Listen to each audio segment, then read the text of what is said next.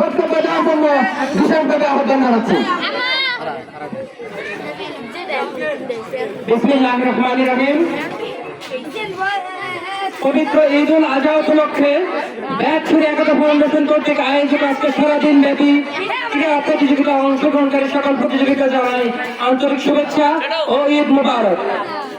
তারই সাথে সাথে এই ব্যাগছড়ি একতা ফাউন্ডেশনের যে সকল সদস্য সারাদিন ব্যাপী অক্লান্ত পরিশ্রম করে এই খেলার আঞ্জাম দিয়েছেন, তাদের সকলকে জানাই আমার অন্তরের অন্তঃস্থল থেকে মুবারকবাদ। ব্যাগছড়ি একতা ফাউন্ডেশন একটি সম্পূর্ণ অরাজনৈতিক অলাভজনক স্বেচ্ছাসেবী একটি সংগঠন।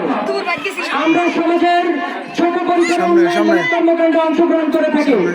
সেই সুবাদে পবিত্র ঈদ উল আজহা উপলক্ষে আজ সারাদিন ব্যাপী আমরা এই এলাকায় সকল বয়সী নারী পুরুষ ছোট বড় সকলের জন্য ক্রীড়া প্রতিযোগিতা অনুষ্ঠানের আয়োজন করি। তো হয়তো আজকে সকলে এই খেলায় বিজয়ী হন নাই, সকলকে হয়তো আমরা উপহার দিতে পারবো না, তবে যারা এই খেলায় বিজয় হয়েছেন তাদেরকে আমরা আজকে কিছু ছোটখাটো কিছু উপহারের ব্যবস্থা করেছি, তাদেরকে ছোটখাটো উপহারগুলো দেবো। একতা ফাউন্ডেশন আমাদের এই সমাজের একটি সংগঠন। অতীতে এরকম কোন স্বেচ্ছাসেবী সংগঠন আমাদের এই ব্যাগছড়ি সমাজে গড়ে ওঠে নাই। এই ব্যাগছড়ি একতা ফাউন্ডেশন প্রতিষ্ঠা হওয়ার পর থেকে সামাজিক বিভিন্ন কর্মকাণ্ডের সাথে জড়িত।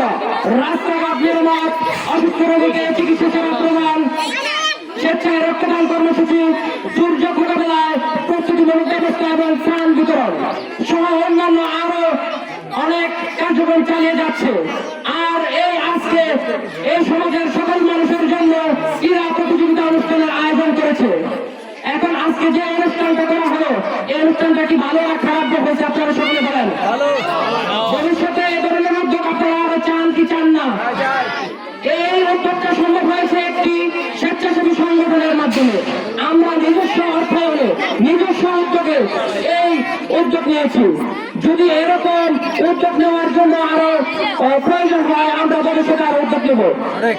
আর এই স্বেচ্ছাসেবী সংগঠনের মতো সংগঠন সমাজে গড়ে ওঠার দরকার আছে না? আপনারা বলেন।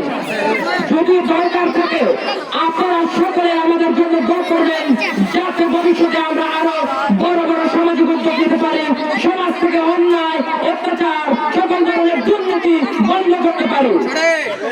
আরেকটি বিষয় না বললেই নয়, আমাদের একতা ফাউন্ডেশন প্রতিষ্ঠা হওয়ার পর থেকে একটি কুচক্র মহল আমাদের একতা ফাউন্ডেশনের বিরুদ্ধে কুচক্র চালাচ্ছে এবং ফাউন্ডেশনের সদস্যদেরকে নানানভাবে হুমকি দামকি এবং তার ফ্যামিলির মাধ্যমে চাপ প্রয়োগ করতেছে একতা ফাউন্ডেশনের কাজ না করার জন্য।